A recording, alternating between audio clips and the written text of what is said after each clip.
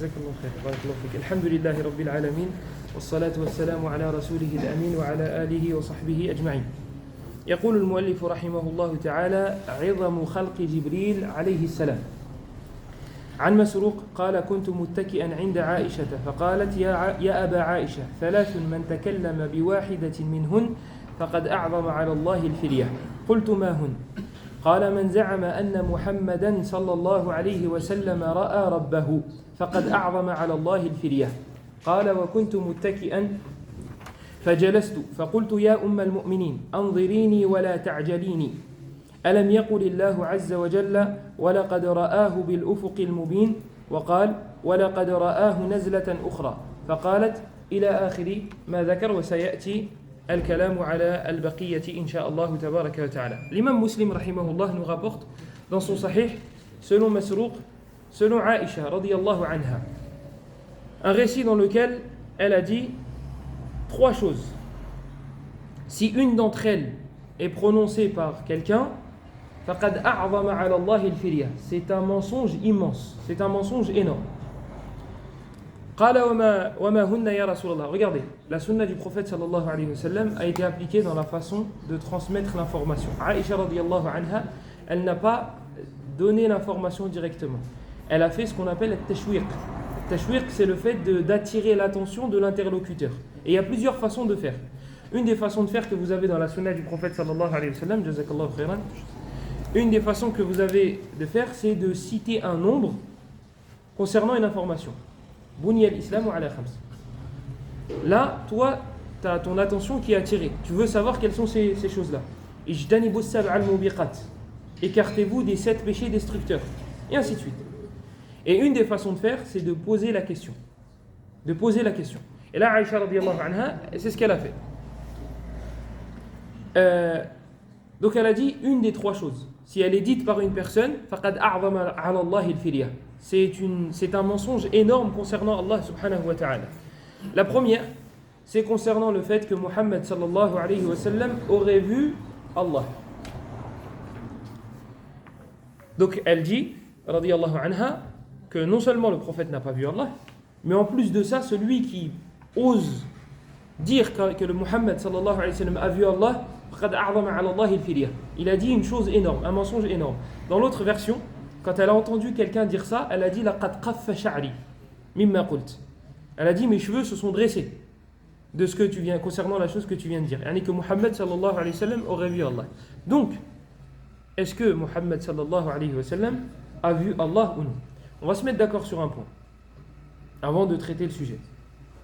La première, c'est que le point, c'est pas le premier, c'est ce point-là, c'est qu'Allah subhanahu wa ta'ala sera vu par les croyants au paradis sans aucune divergence. Mu'tabara. Il n'y a aucune divergence auprès des gens de la sunna qu'Allah sera vu le jour de quand les croyants entreront au paradis. Aucune divergence. On a 4 versets. Peut-être qu'on en a plus, moi j'en ai 4. Vous avez dans Yunus, vous avez dans Qaf, vous avez dans Al-Qiyamah et vous avez dans Al-Mutaffifin. Lilladhina ahsanu al-husna wa ziyada. الزيادة النظر إلى وجه الله لهم ما يشاءون فيها ولدينا مزيد المزيد النظر إلى وجه الله وجوه يومئذ ناظرة إلى ربها ناظرة. Et dans le Mutaffifin, il n'est pas explicite. Il n'est pas explicite dans le Mutaffifin. Non. كلا إنهم عن ربهم يومئذ لمحجوبون فإذا حجب أولياؤه فأي فضيلة لهم على أعدائه. هذا قول الشافعي رحمه الله. Donc vous avez 4 versets, ou peut-être plus, qui prouvent qu'Allah subhanahu wa ta'ala sera vu par les croyants au paradis. Donc on ne diverge pas là-dessus. في سنة رسول الله صلى الله عليه وسلم الأحاديث متواترة.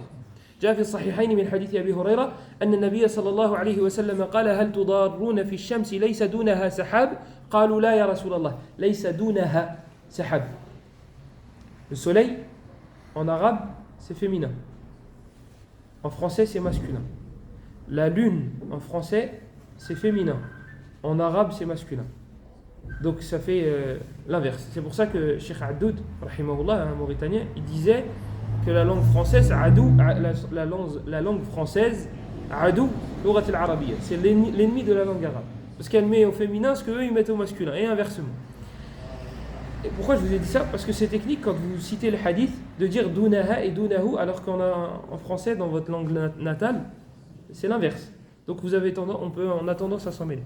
قال هل تضارون في الشمس ليس دونها سحاب قالوا لا يا رسول الله قال هل تضارون في القمر ليلة البدر ليس دونه سحاب قالوا لا يا رسول الله قال فإنكم ترون ربكم يوم القيامة كذلك والحديث في الصحيحين وثبت في سنن الترمذي من حديث أبي هريرة أن النبي صلى الله عليه وسلم قال ما يزال وفي الأدب المفرد للإمام البخاري لا يزال والمعنى واحد ما يزال البلاء بالمؤمن في نفسه وولده وماله حتى يلقى الله وما عليه خطيئة وثبت في السنة لابن أبي عاصم من حديث فضالة بن عبيد رضي الله عنه أنه كان يقول اللهم إني أسألك الرضا بعد القضاء وبرد العيش بعد الموت ولذة النظر إلى وجهك والشوق إلى لقائك من غير ضراء مضرة ولا فتنة مضلة وكان يرفع ذلك إلى النبي صلى الله عليه وسلم ولا أحاديث متواترة.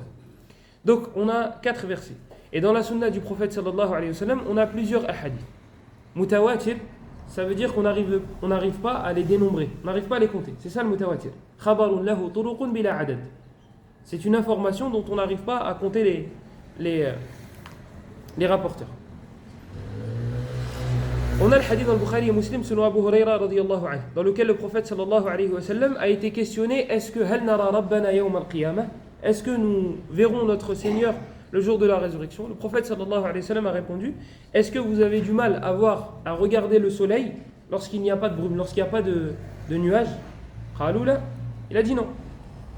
Il a dit est-ce que vous avez du mal à regarder la lune laylat al-badr laysa dunahu sahab? Voilà, j'ai failli tomber dedans.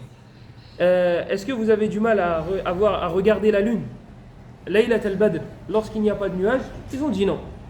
Il a dit alors vous verrez votre Seigneur kadalik, de la même manière vous verrez votre Seigneur. Donc les hadiths ils sont mutawatir.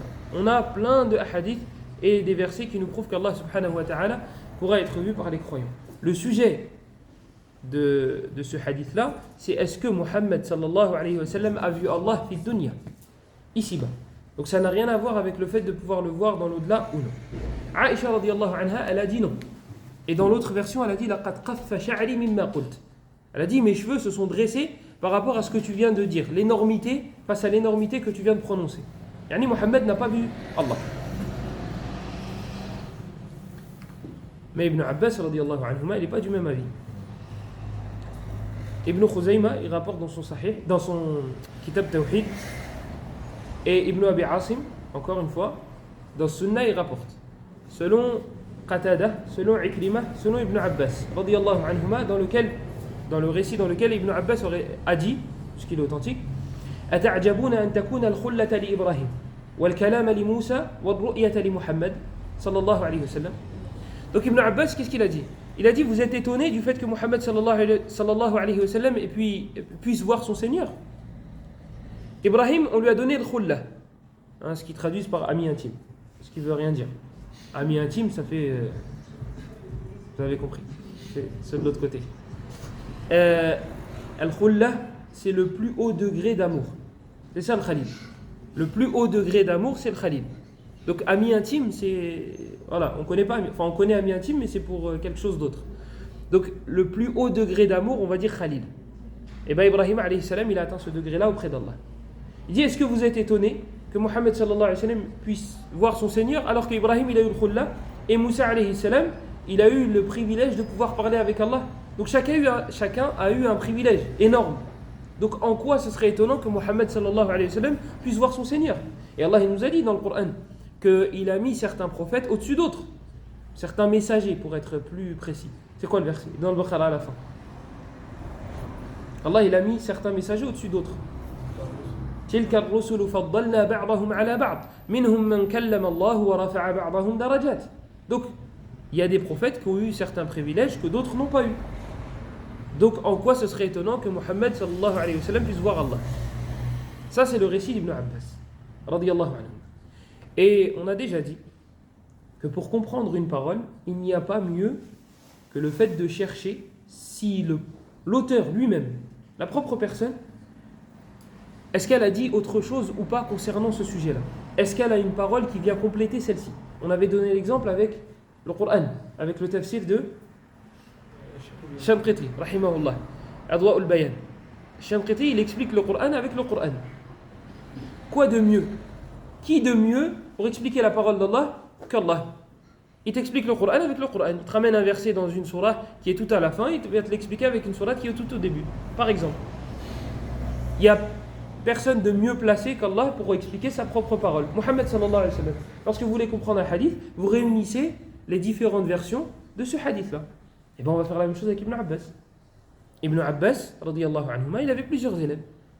Peut-être qu'un élève va te rapporter cette parole-là avec un ajout qui va tout changer. Et c'est ce qui s'est passé. Dans Sunan al-Tirmidhi, et peut-être qu'il est dans Sahih, je ne sais pas. Moi, ce que j'ai trouvé, c'est dans Sunan al-Tirmidhi. Il dit ra'ahu bi fu'adihi. Et là, ça change tout. Il dit il l'a vu avec son cœur.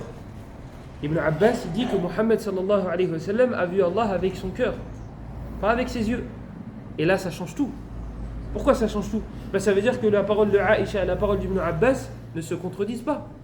Ces paroles ne se contredisent pas, elles vont dans le même sens. Yani, il n'a pas vu, il a vu. Il n'a pas vu avec ses yeux, il a vu avec son cœur. Et là, ça se réunit et il n'y a pas de divergence. Et d'ailleurs, le prophète sallallahu alayhi wa sallam, lorsqu'il a été questionné Hal ra'ayta rabbak, qala nurun anna arah. وفي حديث أبي موسى الأشعري في صحيح مسلم إن الله لا ينام ولا ينبغي له أن ينام يخفض القسط ويرفعه يرفع إليه عمل الليل قبل النهار وعمل النهار قبل الليل حجابه النور وفي رواية حجابه النار لو كشفه لأحرقت سبحات وجهه ما انتهى إليه بصره أو كما قال. Donc le prophète sallallahu alayhi wa sallam, lorsqu'il a été questionné est-ce que tu as vu ton Seigneur, il a dit une lumière. Comment je pourrais le voir? Et dans le hadith d'Abu Musa al-Ash'ari radiyallahu anhu, le prophète sallallahu alayhi wa sallam nous dit hijabuhu an-nur wa fi riwayatin hijabuhu an-nar. Son voile, le voile qu'il y a entre Allah et ses créatures, il est fait de lumière. Law kashafahu, s'il l'avait enlevé, la ahraqat subuhat wajhihi man taha ilayhi basaruh. Ça aurait tout brûlé. Tout aurait brûlé. Donc on comprend avec ce hadith là que le prophète sallallahu alayhi wa sallam n'a pas vu son Seigneur avec ses yeux. Et avec ça on réunit tous les textes qui viennent en apparence se contredire. Et donc les compagnons n'ont pas divergé. Et de là, on passe à un autre sujet, c'est est-ce que les compagnons ont divergé sur un des points de la croyance ou non? Si on dit oui, ça voudrait dire on a le droit de diverger alors. Les compagnons du prophète ont divergé dans la croyance. Donc pourquoi ne pas diverger entre nous dans la croyance? Si la réponse est non, alhamdoulilah, on a fermé la porte à un grand mal. Premièrement, on vient d'expliquer qu'ils n'ont pas divergé. Mais si ils avaient divergé dans un point concernant la croyance, est-ce que ça nous donnerait le droit à nous de diverger concernant la croyance? Oui, dans les sujets dans lesquels eux ont divergé. Et ça s'arrête là. Et on ne diverge pas sur les autres points. Parce que la croyance, il n'y en a pas plusieurs. Il n'y en a pas, il nous dit oui mais Abu Bakr et Omar ils sont en enfer, mais t'inquiète, on respecte la divergence. Moi je respecte que tu dises que Abu Bakr et Omar seront au paradis. On se respecte et on serre la main. Et il y en a il fait la qibla c'est par là et l'autre c'est par là. Il y en a il dit que le Coran il est muharraf, l'autre il dit que c'est la parole d'Allah, etc., etc. Et ça il y a des gens qui s'affilient à l'islam et qui disent cela. Et vous les connaissez. Vous les connaissez. Alhamdoulilah, ils ne sont pas très répandus en France, mais il y en a qui disent que Abu Bakr et Omar seront en enfer et que le Coran voilà, il y a des versets ça va, il y a des versets ça va pas. Aïcha radiyallahu anha, on va s'arrêter un petit peu avec Aïcha. Aïcha radiyallahu anha, juste après, on n'a pas encore cité. Donc l'homme Masruq radiyallahu anha, il a dit à Aïcha radiyallahu anha, il lui dit attends. Il s'est redressé, il a dit attends. Allah subhanahu wa ta'ala dans le Coran il dit wa laqad ra'ahu bil ufuqil mubin. Il l'a vu. Il l'a vu. Mais le damir, le pronom, il revient vers qui? Donc Muhammad sallallahu alayhi wa sallam l'a vu. Il a vu qui? Masruq, il a compris de ce verset-là que Muhammad a vu Allah. Mais là, ça fait référence à qui? Wa laqad ra'ahu bil ufuqil mubin. Il a vu qui? Le prophète sallallahu alayhi wa sallam. Dans ce verset-là. Jibril, ahsant. Jibril alayhi salam. Ça fait référence à Jibril.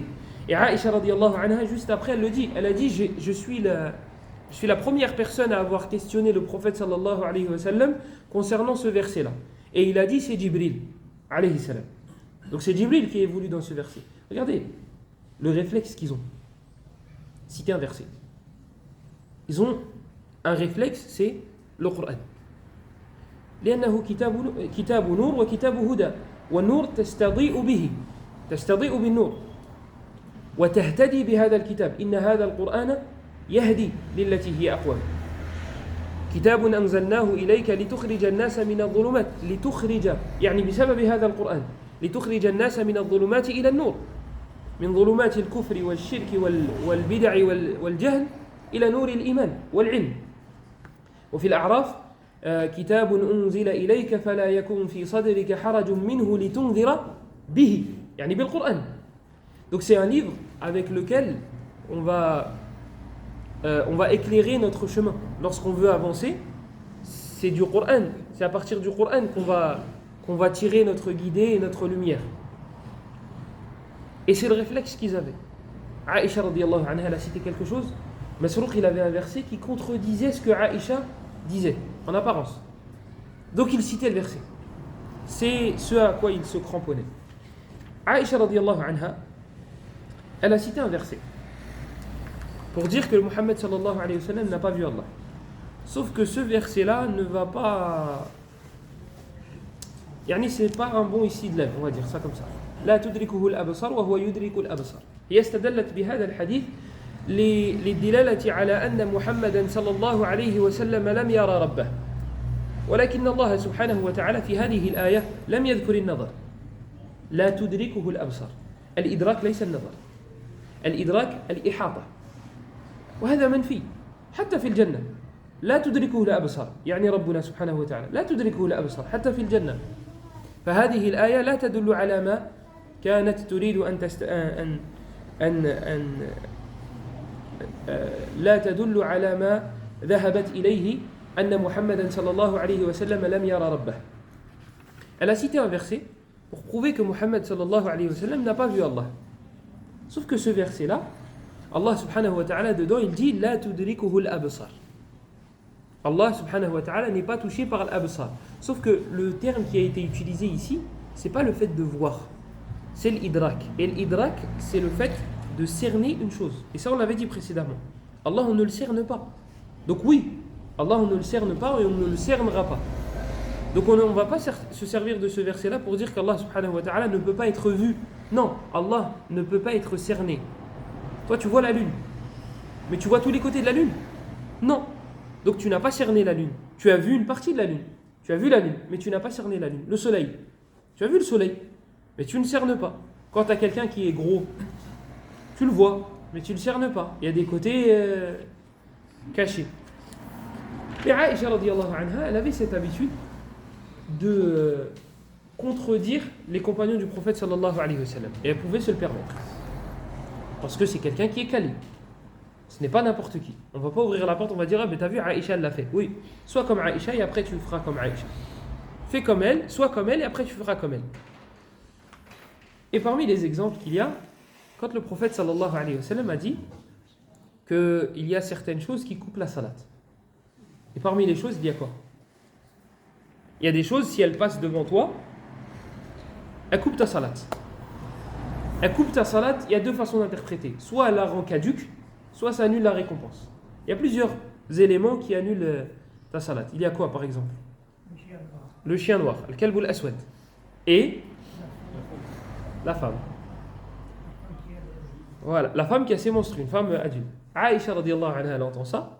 Elle dit shabbahtumuna bil kilab. Elle dit vous nous avez fait ressembler aux chiens. Parce que tu es là et tu dis ouais, écoute, j'ai entendu le prophète dire trois choses coupent la salat. Le chien noir et la femme. Tu dis oh attends. Comment ça la femme? Aïcha radiyallahu anha, elle a entendu ce hadith-là, mais elle l'a pas entendu du prophète. Elle l'a entendu d'un des compagnons. Elle a dit shabbahtumuna bil kilab. Elle a dit vous nous avez assimilés avec les chiens. Yani le chien noir il annule la salat et nous on annule la salat. Vous nous avez mis à côté des chiens. Donc Aïcha radiyallahu anha, elle n'a pas accepté le hadith. Pas parce qu'elle savait que c'était le prophète qui l'avait dit. Non, elle a dit inna sam'a la yukhti. Elle a dit l'ouïe peut se tromper. Et toi tu peux croire que tu as entendu une chose, mais tu t'es trompé. Elle c'est ce qu'elle disait. Donc quand un compagnon disait quelque chose et qu'elle n'était pas d'accord avec, elle dit ouais mais peut-être il s'est trompé. Elle lui trouvait une excuse. Mais elle disait non, c'est pas vrai. Hadith de Aïcha radiyallahu anha, elle dit celui qui vous dit que le prophète a uriné debout, ne le croyez pas. طيب, le hadith est dans le Bukhari Muslim. Selon Hudayfa radiyallahu anhu, il dit Ata an-nabiyyu subatata qawmin fabala qa'ima faji'tuhu bima. Elle dit celui qui vous dit que le prophète a uriné debout, ne le croyez pas. Hudayfa radiyallahu anhu, il dit j'étais avec le prophète. Il dit il a uriné debout et il m'a ordonné de lui ramener de l'eau. طيب, Hudayfa il est fou? Hasha. Aïcha elle a menti? Hashaha. Elle n'a pas menti. Elle était avec le prophète à la maison. Le prophète n'avait pas besoin de faire debout. Eux étaient avec lui en voyage. Ils ont vu ce qu'elle n'a pas vu. C'est tout. Mais pour vous dire, et si quelqu'un vient nous dire ouais, mais akhi, taqillah, il y a un hadith, il y a Omar la tabul qa'ima. Moi j'aime bien ce genre de profil qui lisent un hadith et qui viennent à toi avec la posture de l'imam Ahmed et qui te disent crains Allah, le prophète il a dit, et toi tu t'es trompé. Pose la question. Pose la question. Peut-être que alimta shay'an wa fatatka ashya. Peut-être que tu as su une chose, mais qu'il y en a plusieurs que tu as ignorées. Le hadith il est où? Ya Omar la tabul qa'ima. Quand vous posez des questions à la personne qui vient vous... Là, c'est vous qui reprenez les rênes. Parce que si c'est elle qui fait que poser des questions, du coup, elle va vous parler que des choses qu'elle connaît elle. Par contre, si vous lui posez une question, fermée. Pas une question qui peut engendrer plusieurs réponses. Une question vraiment fermée. Le hadith, il est où? Là, il ne peut pas jouer. À Anir, je l'avais raconté pendant le Ramadan. Il y avait un enfant, il était en CM2. Il m'a dit, est-ce qu'on a le droit de jeûner aujourd'hui? Je lui ai dit oui. Je n'ai pas vu de mal, c'était pas l'Aïd, etc. Il dit oui. Il m'a dit, bah non, on est samedi. Moi, déjà, j'ai oublié qu'on était samedi. Mais en plus de ça, j'ai pas vu le piège arriver comme ça. Il était énorme, et devant tout le monde, devant tous les autres élèves. Et taïb, le hadith, il est où? Le hadith qui dit qu'il ne faut pas jeûner samedi, il est où? Je dis dans le Bukhari. Je dis non. Il me dit Muslim. Je dis non. Je dis bah, il est où alors? Ah, je dis non, c'est toi qui as parlé, c'est toi qui vas me dire où est-ce qu'il est. Et il n'a pas su. Je dis la prochaine fois, quand tu parles à quelqu'un qui est plus grand que toi, même on ne va pas parler de science ou là, qui est plus grand que toi, fais gaffe à comment tu transmets les informations. Tu veux dire quelque chose, il faut t'y prendre d'une bonne manière. Ne dis pas comme ça. Le hadith, il a été rendu faible par l'imam Malik, par Abu Hatim, par Ahmed ibn Hanbal et par Abu Zur'a. Mais c'est simple, quand tu vas sur Instagram et que tu vois le prophète a dit ne jeûnez pas le samedi même si c'est etc authentifié par Sheikh al-Albani. Ah bah voilà, le hadith est authentique. Alimta shay'an wa fatatka ashya. Tu sais quelque chose, tu as su une chose, mais il y a des choses que tu as ignorées. Il n'y a que ce savant sur terre qui est authentifié et qui rend faible. Malik c'est pas muhaddith, Ahmed c'est pas muhaddith, Abu Zur'a c'est pas un muhaddith. Tout cela là, c'est pas des muhaddithun.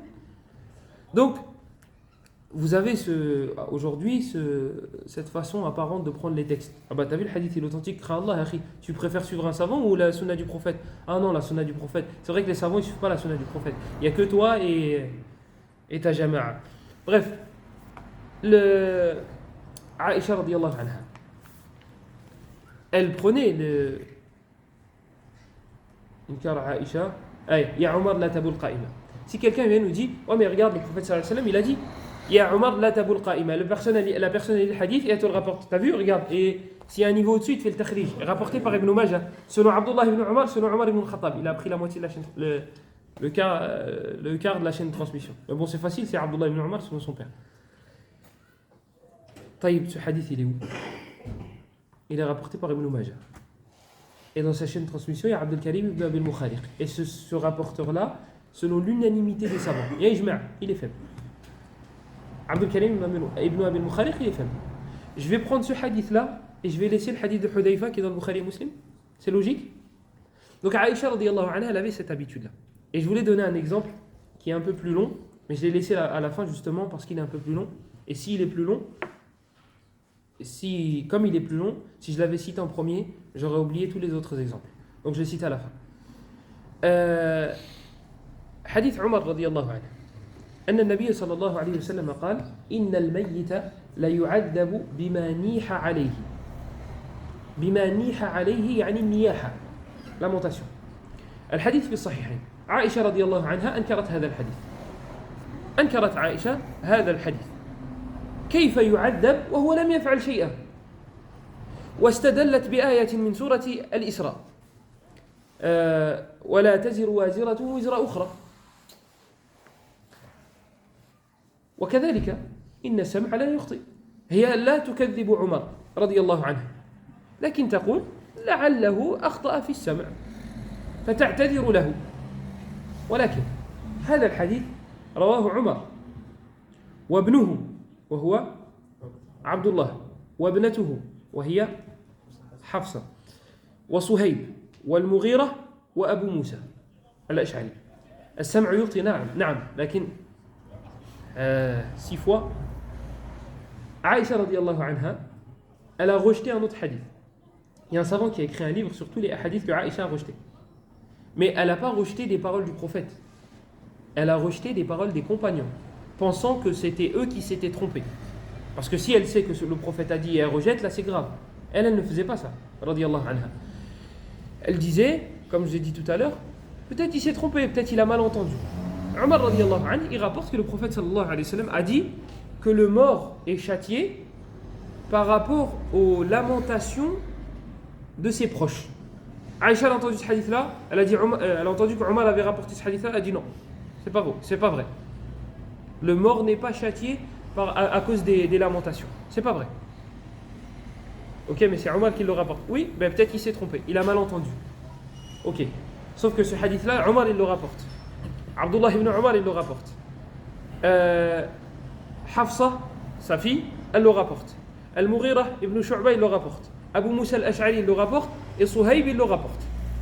Ça fait 6. 6 qui se sont trompés. Peut-être que Aïcha s'est trompée. Peut-être. Parce que 6 qui se trompent, ça fait beaucoup quand même. Aïcha radiyallahu anha, pourquoi elle a dit que ce hadith était faux? Parce qu'elle a dit, tu ne peux pas être châtié alors que tu n'as rien fait. Tu ne vas pas porter le fardeau de quelqu'un d'autre. Tu t'imagines? Il y a un gars, il fume une cigarette, et Allah il te ressuscite et il te dit, pourquoi tu as fumé? Je dis, mais Allah, c'est pas moi qui fumais, c'était l'autre. Non. Pourquoi pourquoi tu as fumé? J'ai pas fumé. Pourquoi je vais être châtié? Aïcha, elle a cette image-là. Il y a un mort, sa famille, elle se lamente. Pourquoi le mort est châtié? C'est pas lui qui s'est lamenté. Ce sont les autres. Et les lamentations, ça fait partie des grands péchés. ليس منا من لطم الخدود وشق الجيوب ودعا بدعوى الجاهلية في الصحيحين من حديث عبد الله بن مسعود رضي الله عنه وفي صحيح مسلم من حديث أبي موسى الأشعري 4 في أمتي من أمر الجاهلية لا يتركونهن الفخر بالأحساب الفخر بالأنساب الفخر بالأنساب والطعن الطعن في الأنساب الفخر لا أذكر mais الفخر بالأحساب والطعن في الأنساب الأنساب il est dans cette partie là الطعن في الأنساب على كل حال والنياحة في الميت أو كما قال النبي صلى الله عليه وسلم ça fait penser à un hadith il est rapporté sur Ibn Abbas radiyallahu anhuma. Le rawi celui qui rapporte d'Ibn Abbas, il dit le prophète a dit. Donc il rapporte sur Ikrima sur Ibn Abbas que le prophète a dit 3 choses. Après là je me rappelle plus, 3 choses font partie des signes des hypocrites ou un truc comme ça. Le prophète a dit 3 choses font partie des signes de Kada. Il dit moi j'en ai oublié 2 et Ikrima il en a oublié 1. Dans le hadith il sert à rien. Donc là alhamdoulilah la shahid on l'a pas oublié. La partie qui nous intéressait on l'a pas oublié. Donc le prophète sallallahu alayhi wa sallam nous a indiqué que le fait de se lamenter faisait partie des grands péchés. Il nous l'a dit dans le hadith de Abdullah ibn Mas'ud, laysa minna, dit ne fait pas partie de nous. Man shaqqa al-juyub, man natama al-khudud wa shaqqa al-juyub wa da'a bi da'wa al-jahiliya. Celui qui se déchire les habits, celui qui se griffe les joues. C'est ça, c'est une des formes de lamentation. Certains en Afrique, ils se rasent la tête. Les femmes, elles se rasent la tête lorsqu'elles ont un mort. C'est interdit. On n'a pas le droit de se lamenter lorsqu'on a un mort. Et dans le hadith d'Abu Musa al-Ash'ari dans Sahih Muslim, il nous dit 4 choses font partie des choses de l'jahiliya, de l'époque pré-islamique. Et il a cité le fait de se lamenter sur les morts. Donc se lamenter, ça fait partie des grands péchés. Et attention, pleurer n'est pas synonyme de se lamenter. Pleurer, c'est autorisé. Et de toute façon, c'est pas humain. Tu perds un proche et te dis ah, pleure pas, taqillah. Tu peux pas ne pas pleurer. Tu peux pas. Ça fait partie de la rahma. Hadith dans le Bukhari et Muslim. Selon Abdullah ibn Umar, radiyallahu anhuma, le prophète sallallahu alayhi wa sallam a dit Ala tasma'oun, inna Allah la yu'adhibu bidam'i al-'ayn, wala bihuzni al-qalb, walakin yu'adhibu bihadha. Wa ashara ila lisanihi aw yarham. Le prophète sallallahu alayhi wa sallam a dit Allah ne châtie pas à cause des larmes ou bien de la tristesse du cœur, mais il châtie à cause de ça et il a montré sa langue. Alayhi salatu wassalam. Donc le fait de pleurer sur un mort, ce n'est pas interdit. Et de toute façon, comme ils disent, bonne chance. Tu perds ta mère et tu pleures pas, vas-y, essaye. Donc c'est quelque chose qui est impossible. Le prophète sallallahu alayhi wa sallam, lorsqu'il a perdu Ibrahim, il a pleuré. Il a pleuré, c'est humain. Et ça fait partie de la miséricorde qu'Allah met dans le cœur de ses serviteurs, de certains de ses serviteurs, pas tous. Donc, comment on interprète le hadith du coup? Parce que Aïcha radiyallahu anha, son raisonnement, il est bon. Lorsqu'elle dit Allah ne va pas châtier quelqu'un qui n'a rien fait. Il est mort. Toi, tu es mort. Ta famille se lamente. Toi, tu n'as rien fait. Donc, pourquoi tu vas être châtié? Certains savants ont dit ça, هذا لمن أوصى به أهله. يعني أوصى أهله بالنياحة. عندما أموت فافعلوا. الأمر الثاني التأويل الثاني قالوا هذا لمن كانت عادته فيعلم أن أهله سيفعلون ذلك ولم ينههم عن ذلك. قال ابن تيمية وكل هذا ضعيف. كل هذا ضعيف. كل هذه التأويلات ضعيفة. وممن قال بهذه التأويلات جده أبو البركات وهو عالم من العلماء لكن فاق جده وأباه. Donc certains ont dit que ce hadith-là concerne ceux qui vont ordonner à leur famille de faire cela. Et c'était une ada chez les Arabes. C'est une façon de se... ceux qui sont en manque d'affection, ils aiment bien faire ça. Des fois, tu as des gens qui sont en manque d'affection, ils t'appellent « Ouais, je sais que vous ne m'aimez pas. » Lui, il veut entendre si on t'aime. C'est des gens qui sont en manque d'affection, leurs parents ne les ont pas assez embrassés. Donc ils sont en manque d'affection, ils cherchent de l'affection. Les Arabes, à l'époque, quand ils allaient pour mourir, ils ordonnaient à leur famille, eh ben, écoute, quand je vais dormir. C'est une forme de... Oui. Man ba'athana min marqadina hada. Lorsque je mourrai, eh bien, faites. Yani, lamentez-vous sur moi. Faites-en des caisses. C'était une habitude chez les Arabes. Donc certains savants ont interprété ce hadith-là de cette manière-là. Ils ont dit, c'est ceux qui savent que leurs familles vont se lamenter et ils ne les réprimandent pas. Deuxième interprétation possible, ils ont dit, c'est ceux qui savaient que c'était l'habitude de leur famille et ils ne leur reprochent pas. Donc premier, c'est toi qui vas dire à ta famille, écoutez, faites. Deuxième, c'est, tu leur dis pas de faire, mais tu sais que c'est dans leurs habitudes et que tu leur interdis pas. Ibn Taymiyyah rahimahullah, il dit, et toutes ces interprétations-là sont faibles. Et parmi ceux qui ont interprété de cette manière-là, Abu al-Barakat, son grand-père. Mais Ibn Taymiyyah, il a dépassé son père et son grand-père. Son père, c'est un savant, son grand-père, c'est un savant. Mais ils disent que il y a deux soleils, le grand-père et le petit-fils. Donc là, la petite lumière, on ne l'a pas vue. Donc le père, en gros, il n'a pas fait long feu. Il n'a pas eu il n'a pas eu de notoriété. Parce qu'il était entre deux grandes montagnes. Forcément, tu as deux grandes montagnes ici. Et là, tu as un truc, même si c'est la Tour Eiffel, là, tu as des trucs qui dépassent le... Donc Ibn Taymiyyah dit toutes ces interprétations-là sont faibles. Regardez l'importance de la langue arabe. Dans le hadith, le mot c'est adab. C'est pas iqab. Et c'est pas la même chose. هو يقول بأن العذاب أعم من العقاب فقد يعذب الشخص بالأمور المكروهة التي أمامه فمثلا أحيانا تشعر بضيق في صدرك ربما لوجود أشخاص أو لوجود أرواح خبيثة هل تعاقب بهذا؟ الجواب لا ولكن هل تعذب بهذا؟ الجواب نعم أنت لست في سعادة ولا تطمئن فأنت تعذب بسبب هذا وأحيانا تعذب بصور قبيحة بالنظر إليها ولكن أنت لست معاقبا بمثل هذا أنت معذب تشعر بعذاب في نفسك في داخلك وليس عقابا كذلك الميت يسمع من حوله فعندما يسمع أهله يبكون عليه هو يعذب أنت تسمع أمك تبكي عليك ألست في عذاب؟ الجواب نعم ولكن هل هذا عقاب من الله؟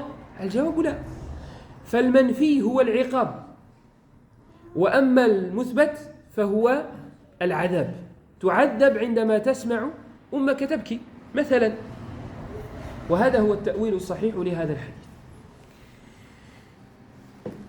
Donc, comment les savants ont interprété ce hadith-là? Quelle est la bonne manière d'interpréter ce hadith-là? Les savants ont dit, du coup Ibn Taymiyyah, rahimahullah, il dit que le adab et le iqab, ce n'est pas la même chose. Donc, j'ai cherché une traduction approximative, mais c'est difficile. Châtiment et punition. Châtiment et punition ne sont pas forcément synonymes. Il dit par exemple, des fois, tu ne te sens pas bien en regardant certaines images.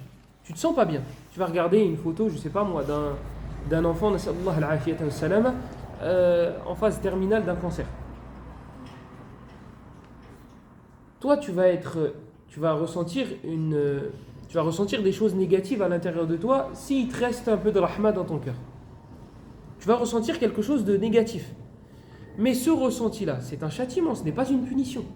Ce n'est pas une punition qu'Allah t'a fait descendre contre toi.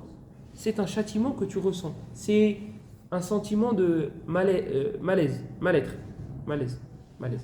rester sur malaise. Tu te sens pas bien à l'intérieur de toi, mais tu n'es pas châtié, tu n'es pas puni. C'est un ressenti que tu as. Des fois, tu te sens pas bien chez toi. Peut-être que c'est parce qu'il y a des mauvaises, eux ils disent des mauvaises ondes, des mauvais djinns.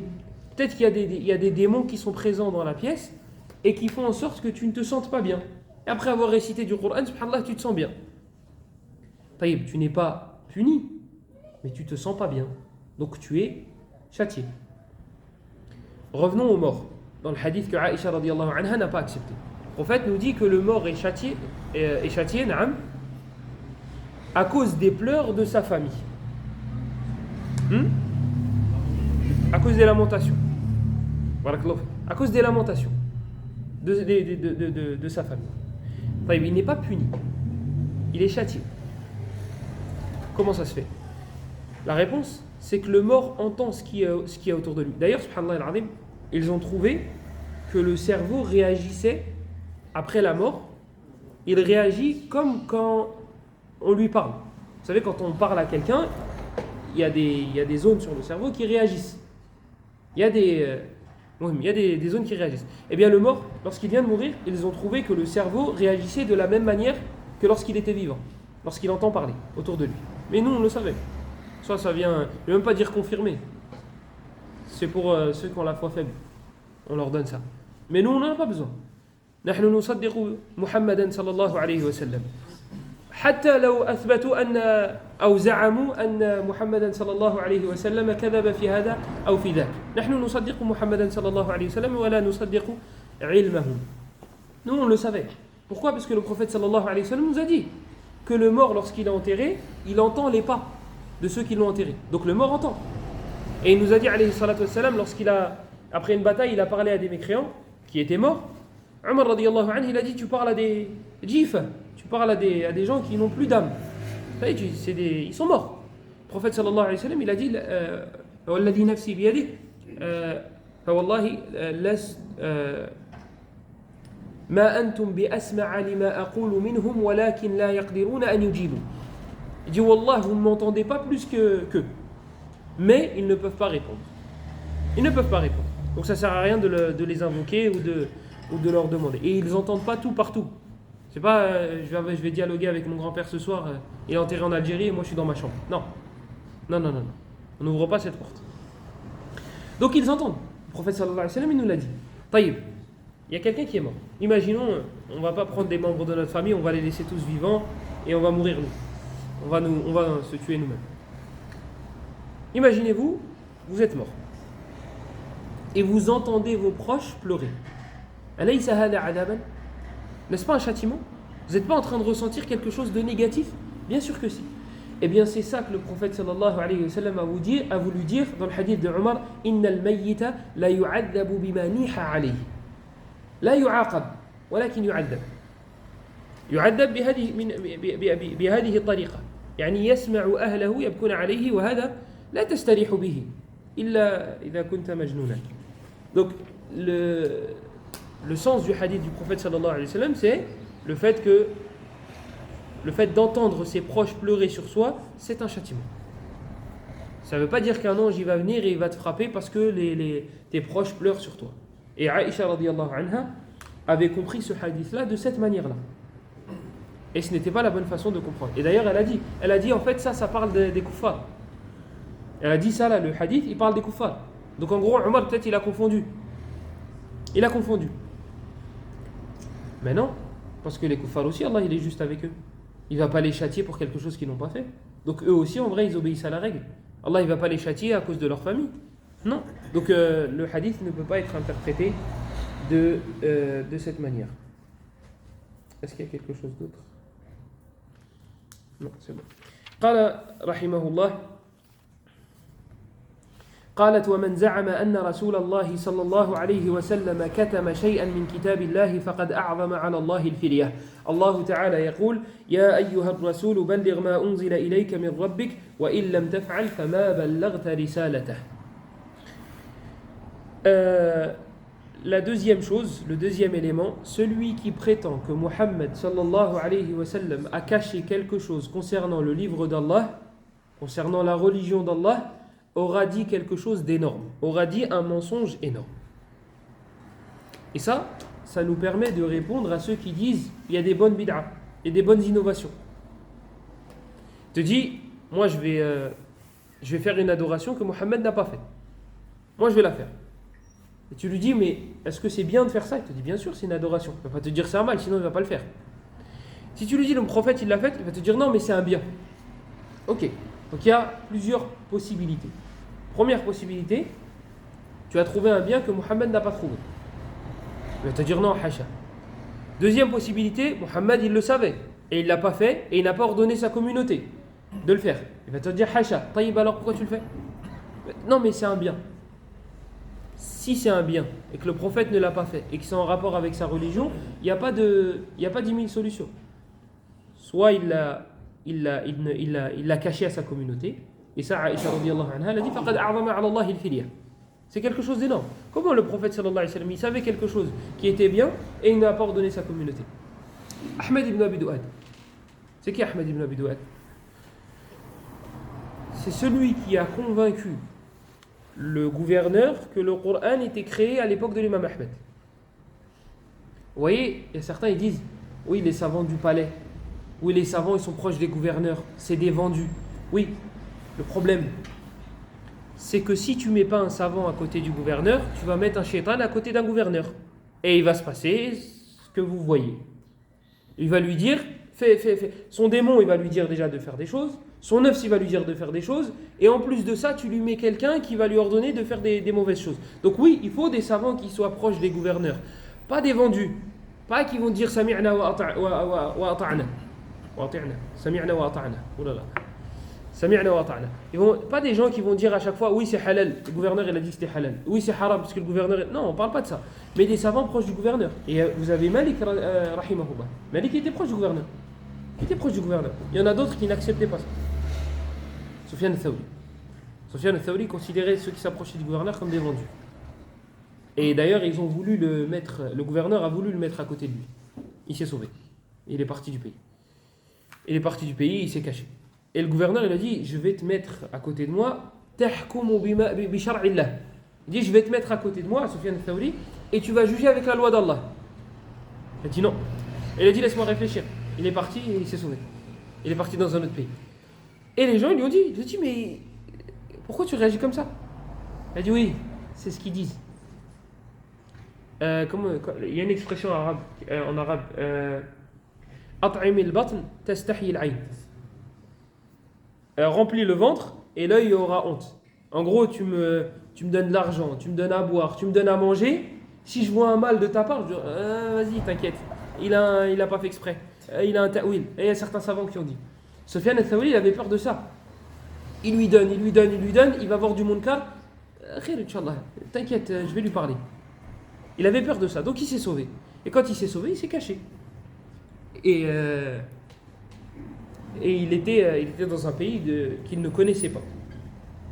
Et vous savez, les savants avant, ils n'étaient pas médiatisés. Donc on entendait parler des savants. Ouais, il y a Soufiane qui habite Al-Koufa. Ouais, il y a Ahmed qui habite à tel endroit. Ouais, on entend parler, mais leurs sourats, on ne les connaît pas.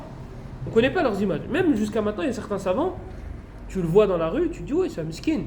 Vas-y, je vais lui dire salam pour lui faire plaisir. Alors que c'est un alim. Mais sauf qu'il n'a pas le hay'a, il n'a pas les habits, et il n'est pas médiatisé. Donc, comme il a dit le prophète sallallahu alayhi wa sallam, Rubba ash'ath aghbar,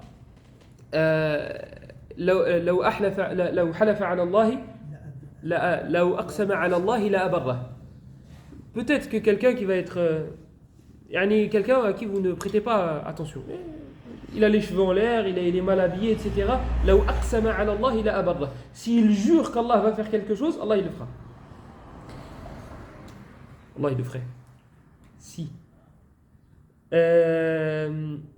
Du coup, Sufyan al-Thawri, on entendait parler de lui, mais son image on ne l'avait pas. Donc Sufyan al-Thawri s'est sauvé du pays. Et il est parti travailler dans un jardin. Il ramassait les dattes. Il ramassait les dattes pour celui à qui appartenait le jardin. Et un jour, le gars il discute. Le gars à qui appartient le jardin, il discute avec un ami. Il parle, il regarde Soufiane, ils ne savent pas que c'est Soufiane al-Thawri. Parce que Soufiane, il se cache. Il le regarde, et je sais pas, ils lui ont posé une question du genre, les dates, elles sont bonnes. Soufiane, il a dit, je sais pas, ça ne m'appartient pas. L'autre, il dit, écoute, je sais plus si c'était Al-Basra, il dit, écoute, même les chiens, ils mangent les dattes. Pourquoi ? Parce qu'à cet endroit-là, il y avait plein de dattes. T'en trouvais partout. Partout. Sauf que Soufiane, il ne touche pas ce qui ne lui appartient pas. Même si c'est par terre. Il ne touche pas, ça ne lui appartient pas. Et ça, pour que quelqu'un fasse ça, toi tu vois par terre, tu vois, vas-y, c'est bon, il est par terre. De toute façon, et tu vas trouver des interprétations. De toute façon, personne ne va le manger. De toute façon, s'il est par terre, c'est que... Et tu vas trouver des interprétations, des excuses pour pouvoir la manger. Sufyan al-Thawri, il ne touche pas. Ça ne lui appartient pas, il ne touche pas. Même si c'est par terre, il ne touche pas. Donc le gars, il dit quoi ? Il dit, arrête de faire ton Soufiane. Arrête de faire ton Soufiane, parce que c'est Soufiane qui délaisse la vie d'ici-bas et qui est... ils disent ascète, mais je ne sais pas si c'est un bon terme. C'est un zahid. Lui, il ne touche pas ce qui ne lui appartient pas. Mais à ce point-là. Donc je lui dis, arrête de faire ton Soufiane. Et là, Soufiane, il a peur. Parce que s'il découvre que c'est Soufiane, ils vont le dire au gouverneur. Et le gouverneur, il a mis sa tête à prix. Il a dit, celui qui me le ramène, je lui donnerai telle somme. Soufiane n'a rien dit, il continue à ramasser. Et l'autre, il commence à dire, il dit, Wallah, je crois que c'est Soufiane. Et l'autre, il lui dit, oh, mais tu sais que le gouverneur, il veut sa tête et il va nous donner un gros billet. Soufiane, il commence à avoir des doutes, il est parti. Et le gouverneur de l'Mantiqa, il l'a attrapé. Il lui a dit, décline ton identité. Il a dit, je suis Abdullah. Et c'est vrai, c'est Abdullah. On est tous Abdullah. Le gouverneur, il dit à ses gardes, sortez. Ils sont tous sortis. Il lui a dit, je te demande par Allah, décline ton identité. Et il a dit, je suis Soufiane. Et le gouverneur, c'était pas celui-là qui voulait l'attraper, c'était l'autre. Donc il a dit, écoute, je vais pas te rapporter ou quoi que ce soit, etc. Même si tu étais juste à côté, je t'aurais pas dénoncé. Et Soufiane, il est reparti. Il est reparti, il s'est encore une fois sauvé, parce qu'il ne voulait pas être proche du gouverneur. Tout ça pour vous dire, il y a certains savants qui sont proches des gouverneurs, et il y en a d'autres qui ne veulent pas s'approcher. Ils ne veulent pas s'approcher. Chacun se connaît. Chacun connaît sa propre personne. Si tu sais que tu es faible, et que si on te donne des biens en abondance, je te donne une fille à marier, tu sais quoi, je te donne 4. Les 4, elles acceptent la polygamie. Forcément. Je te donne des biens en abondance. L'argent, même, je te donne un appart, tu ne payes pas. Mais, quand je dis halal, tu dis halal. Quand je dis haram, tu dis haram. Si tu sais que ton nafs risque de glisser, pars. Ne t'approche pas. Si par contre tu sais que même si le gouverneur il t'en met plein la vue, ça va rien changer. Le haq c'est le haq, alors vas-y. Mais rappelez-vous d'une chose. 9 c'est les faibles, et Shaitan il est très vicieux et malin. Vous pouvez vite glisser avec... et c'est ce qu'on a aujourd'hui. Hein. Les interprétations de oui, mais Akhi, t'as vu, il y a divergence. Quand tu demandes est-ce que ça c'est haram, oui, t'as vu, il y a divergence. S'il commence à argumenter avec, à chaque fois, oui, il y a divergence, suis ce que ton cœur te dit, t'as vu, faut pas être trop dur. Voilà, ça sent pas bon. Ça sent pas bon. À chaque fois que tu lui poses une question, il te dit ouais, il y a divergence. Ouais, il y a divergence, mais moi, c'est pas ce que je veux. Moi, je veux que tu me donnes quelque chose de concret. C'est halal ou c'est haram? Laisse-moi avec divergence. Moi, je suis pas un mujtahid pour que je choisisse mon avis. Quand le médecin, tu vas le voir, il te dit pas, écoute, il y a divergence entre ce médicament-là. Eux, leur argument, c'est ça, et eux, leur argument. Écoute, moi, je suis pas médecin. Dis-moi, toi, moi, j'ai confiance en toi. Est-ce que le médecin et le médicament, il est bon ou pas? Moi, j'ai confiance en toi, j'ai confiance en tes capacités. Tu es un médecin renommé, etc. Est-ce que je prends ce médicament, oui ou non?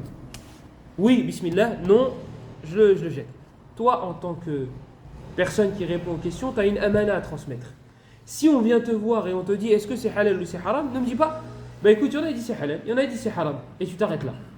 Tu dis bah voilà, Allah il sahel. La personne elle ressortira, elle est perplexe. Si elle est venue te poser la question, c'est justement parce qu'elle ne savait pas. Donc, le prophète sallallahu alayhi wa sallam n'a rien caché. Et si on avait prétendu qu'il avait caché quelque chose, eh bien il aurait failli à sa mission. Pourquoi? Parce qu'Allah lui a dit Balligh ma unzila ilayk, transmets ce qui t'a été révélé. Ahmed ibn Abi Duwad. On est parti loin, mais on est revenu. Ahmed ibn Abi Duwad. Il a réussi à convaincre le gouverneur que le Coran était créé. Quelqu'un pourrait dire le Coran il est créé, il n'est pas créé. Qu'est-ce que ça engendre? C'est pas si grave que ça, une divergence comme une autre. Le Coran c'est la parole d'Allah. Si tu dis que le Coran est créé, ça veut dire qu'Allah n'est pas capable de parler. Et donc de là va en découler plein de choses. Ça veut dire qu'Allah il n'a pas d'attribut. Allah il crée quelque chose à sa place. Donc Allah il ne voit pas. Il crée une vue qui voit à sa place. Allah il ne parle pas. Il crée une parole qui parle à sa place. Allah il n'entend pas. Il crée une oreille, je sais pas, qui entend à sa place. Voilà ce que ça sous-entend. Voilà ce que ça engendre. Et c'est grave. Ça veut dire qu'en fait, tu adores un mur. Puisqu'Allah, il n'entend pas, il ne voit pas, il ne parle pas. Alors, le mur, il n'entend pas, il ne voit pas, il ne parle pas. Et là, la différence entre Allah et le mur. Voilà pourquoi l'imam Ahmed, à cette époque-là, n'a pas accepté. Et certains savants ont été tués à cause de ça. Puisque le gouverneur, quand il a été convaincu que le Coran était créé, il a commencé à l'imposer aux gens. Et le shaitan qui l'a convaincu, c'est Ahmed ibn Abi Duwad. Donc le gouverneur, qu'est-ce qu'il a fait? Il a dit aux savants, vous allez dire que le Coran est créé, comme ça les gens vont vous suivre. Voilà, c'est le raccourci. Et là, les savants ils se sont divisés en deux grandes catégories. Vous avez la première catégorie qu'ils ont fait at-taqiyya, les jeux de mots, at-tawriya. Ils ont fait des jeux de mots. Donc par exemple, ils montraient le Coran du doigt et ils disaient ça c'est créé. Mais leur intention, eux, c'était le doigt. Ils montraient le Coran et ils disaient ça c'est créé. Et eux, leur intention, c'était le doigt. Ça, c'est une partie des savants. L'autre partie, Ahmed ibn Hanbal, Al-Muzani, je crois aussi, et d'autres. Il y en avait un troisième. Il y en a d'autres. Ils ont dit non, on ne joue pas sur les mots. Le Coran n'est pas créé, c'est la parole d'Allah. Il est content, c'est bien. Il n'est pas content, tant pis pour lui. Pourquoi? Parce que les gens de la masse là qui sont là, eux ils ne savent pas que mon intention c'est mon doigt. Donc ils vont me suivre. Et ils vont dire, bah Ahmed ibn Hanbal a dit le Coran est créé. Ils ne vont pas se dire c'est le doigt. Et eux s'ils l'expliquent, si l'imam Ahmed il dit aux gens, non mais en fait j'ai voulu dire le doigt, ok, le gouverneur il va entendre. Et il va dire, bah vas-y, jure que c'est le Coran que tu veux. Et voilà, c'est foutu. Il n'y a plus de jeu de mots. Donc l'imam Ahmed rahimahullah, il voyait qu'il ne fallait pas faire de jeu de mots. Et il a même boycotté les savants qui ont fait des jeux de mots. Il leur parlait plus. Certains savants ont été emprisonnés jusqu'à perdre la vue. Ils les ont mis dans des cellules dans le noir, ils ont perdu la vue. D'autres ont été tués et d'autres ont été fouettés et châtiés. Et la dernière catégorie, c'est l'imam Ahmed. Il a été fouetté. Et il a tellement été fouetté, son fils Abdullah, il dit, ils enlevaient des gros morceaux de peau de son bras. Il les a enlevés, mais par gros morceaux. Tellement il s'est fait fouetter. Rahimahullah. Hein? On revient au suite Dalil. De tout à l'heure, on a dit. Des fois, tu entends des gens qui te disent: ouais, moi, je ne suis pas l'imam Ahmed. Moi, je suis la preuve. Lui, il s'est fait fouetter pour la preuve. Parce qu'il a suivi la preuve. Et toi, tu suis la preuve. Lui, il ne suit pas la preuve. La sunna. L'imam Ahmed, du coup, il se fait fouetter. Et la mihna, elle reste longtemps. Elle reste pas mal de temps. Ahmed ibn Abi Douad, il veut débattre avec l'imam Ahmed.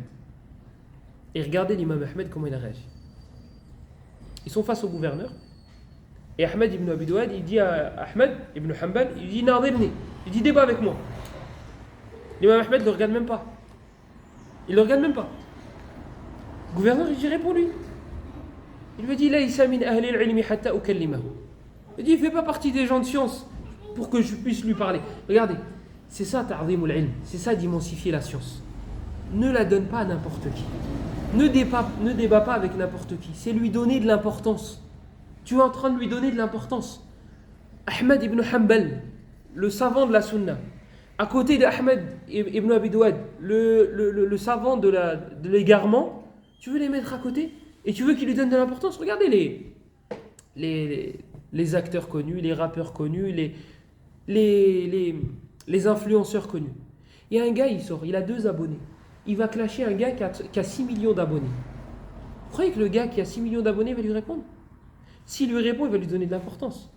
Il est en train de l'éclairer. Il va dire aux gens: bah regardez, il y a quelqu'un qui existe. Si je ne le calcule pas, eh ben il va rester miskin avec ses 2 abonnés. Peut-être le mois d'après, il va passer à 5. Mais si le gars qui a 6 millions lui répond, qu'est-ce qui se passe? Bah ça y est. Eh ben en fait, c'était pour faire de la pub pour tel produit. Bah je vends du miel. Là, Ahmed ibn Hanbal, il ne veut pas répondre à Ahmed ibn Abi Douad. Ils ne sont pas dans la même catégorie. Ils ne combattent pas dans le même... Lui, il n'est même pas amateur. L'autre, c'est le savant de la sunna, l'imam Ahmed, à son époque. Donc il ne veut pas lui répondre. Il lui a dit: Laysa min ahli al-ilmi hatta ukallima. Et il insiste. Et il insiste. Et il insiste. Et là, l'imam Ahmed, il a débattu avec lui. Et le débat, il a duré 10 secondes. Ben oui, parce qu'ils ne boxent pas dans la même catégorie. L'imam Ahmed, il lui dit: ce à quoi tu appelles le fait que le Coran est créé, est-ce que le prophète sallallahu alayhi wa sallam le savait? L'autre en face, s'il dit oui, à l'époque, c'était: bah vas-y, cite la chaîne de transmission qui remonte jusqu'au prophète. Donc s'il dit oui, il va le bloquer. Donc il lui dit: est-ce que le prophète sallallahu alayhi wa sallam savait que le Coran était créé? Si c'est oui, donc du coup, il l'a transmis à sa communauté. Il n'a pas caché une science, c'est pas possible. Il aurait trahi la communauté. Donc il l'a transmis, oui ou non? L'autre, il ne peut pas dire oui. Mais s'il dit non, l'imam Ahmed, il a raison. Donc il se tait. Il se tait, il laisse. Et l'imam Ahmed, il dit: si le prophète sallallahu alayhi wa sallam le savait, c'est qu'il l'a transmis. S'il l'a transmis, tu as les chaînes de transmission. Bismillah. Tu n'en as pas. Si c'est non, il ne l'a pas transmis, alors pourquoi toi tu transmets quelque chose que le prophète n'a pas transmis? Ils vont passer à Abu Bakr, Omar et Uthman. Ils le savaient. Ils le savaient. Si c'est vrai, ils le savaient. Ils l'ont transmis? Ils ne l'ont pas transmis. Alors pourquoi tu transmets quelque chose que ni Mohammed, ni Abu Bakr, ni Omar, ni Uthman, ni Ali n'a transmis? Reste avec eux. Ittabi'u wa la tabtadi'u faqad kufitum. Kama rouya an ibn Mas'ud radiyallahu anhu. Donc, ça revient, j'ai cité ça pour revenir au point de وَمَنْ زَعَمَ أَنَّ مُحَمَّدًا صلى الله عليه وسلم كتم شيئا فقد أعظم على الله الفرية. C'était pour revenir au point que Aïcha radiyallahu anha a cité lorsqu'elle a dit que celui qui prétend que Muhammad sallallahu alayhi wa sallam a caché quelque chose, alors il aura dit quelque chose d'énorme concernant Allah. Il reste une chose que j'ai dite et qui peut prêter à confusion. J'ai dit donc du coup il n'y a pas de bonne innovation. Et on trouve certains savants, des grands savants, qui disent qu'il y a des bid'ah hasana. Disent qu'il y a des bid'ah hasana. Sauf que, lorsque vous revenez à leur définition de bid'ah hasana, vous voyez que ce qu'ils visaient eux, ce n'est pas la bid'ah qu'on connaît nous. Chez les Malikites, il y a ce qu'on appelle al-masalih al-mursala. Et ce n'est pas une bid'ah. Al-masalih al-mursala, ce n'est pas une bid'ah. Oui, mais c'est dans Usul al-Fiqh, on verra Inch'Allah plus tard. Mais ce n'est pas une bid'a à proprement dit. C'est comme le récit d'Omar ibn Khattab. le fameux récit de Omar ibn al-Khattab avec lequel tout le monde argumente pour dire qu'il y a des bonnes innovations. Quand il a fait Tarawih et qu'il a réuni les gens derrière, il me semble que c'était Ubay ibn Ka'b, radiyallahu anhu. Et quand il les a vus réunis derrière Ubay, il a dit Ni'matul bid'atu hadihi. Ni'matul bid'atu hadihi. Quelle bonne innovation cette ni'mati ou ni'matu. Là, ça dépend du ta. C'est quel ta qui est à la fin? Là, ni'mati, ni'matul bid'a. Il a dit quelle bonne innovation ce qu'on vient de faire. Chez nous, ça veut dire quoi innovation? Chez lui, ça veut dire quoi innovation? Chez nous, innovation, c'est quoi? C'est quelque chose de muhtara', quelque chose d'inventé. Ma kuntu bid'an min ar-rusul. Je suis pas une invention parmi je suis pas venu de nulle part. Je suis pas quelqu'un qui a inventé quelque chose. Donc c'est quelque chose qui n'existait pas dans la religion d'Allah. Ça, c'est notre définition à nous. Quelqu'un qui fait 5 unités de prière à la place de 4, al-dhuhr. On va dire, lui, il a fait une innovation. Mais quand tu reviens à la langue arabe, il n'a pas ce sens-là. C'est pas ce sens-là, c'est pas exactement le même sens. Quelque chose qui était mort et qui a refait surface, ils vont l'appeler bid'a parce qu'on l'a fait revivre. C'est quelque chose de nouveau d'un point de vue. Tarawih, c'était présent à l'époque du prophète sallallahu alayhi wa sallam. Il l'a fait. Il a fait Tarawih. Et après, il l'a délaissé. Et ensuite, à l'époque de Omar, ils l'ont fait revivre cette sunna-là. Donc, ils ont fait revivre une sunna. Ils n'ont pas inventé quelque chose. Omar, il s'est dit, tu sais quoi, vas-y, on va faire la prière surrogatoire en groupe et on va l'appeler Tarawih. Et on va lire du Coran. Il ne l'a pas inventé, c'est pas sorti de lui-même. Donc, on voit bien que la définition d'innovation qu'on a, nous, ce n'est pas celle-ci. Ce n'est pas cette innovation-là qu'il voulait dire. Donc il n'y a pas de bid'a hasana. Pourquoi il n'y a pas de bid'a hasana? Vous l'entendez tous les vendredis. Et c'est sorti de la bouche du prophète sallallahu alayhi wa sallam. Hadith al-Irbad ibn Sariyah radiyallahu anhu fi sunan at-Tirmidhi. قال صلى الله عليه وسلم فإنه من يعش منكم فسيرى اختلافا كثيرا فعليكم بسنتي وسنة الخلفاء الراشدين المهديين من بعدي عضوا عليها بالنواجذ وإياكم ومحدثات الأمور فإن كل محدثة بدعة وكل بدعة ضلالة. كل عند علماء الأصول من ألفاظ العموم.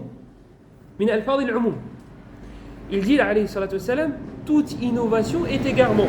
Et toi tu viens et tu dis non, sauf. Mais le sauf là, l'exception, elle sort d'où? En fait, il a dit toute innovation est égarement. L'exception là, le illa, tu le sors d'où? Si tu le sors d'un autre hadith, bismillah. Si par contre tu le sors de tel et tel et tel, là non. Et il y a d'autres istidlalat qui ramènent. Man sanna fil islam sunnatan hasanatan فله أجرها وأجر من عمل بها ولكن هذا الحديث أيضا لا يدل على أن هناك بدع حسنة. وانظر في سياق الحديث وستأتي الجواب. هذا والله أعلم وصلى الله وسلم وبارك على نبينا محمد وعلى آله وصحبه أجمعين. سبحانك اللهم وبحمدك أشهد أن لا إله إلا أنت نستغفرك ونتوب إليك وبارك الله فيكم.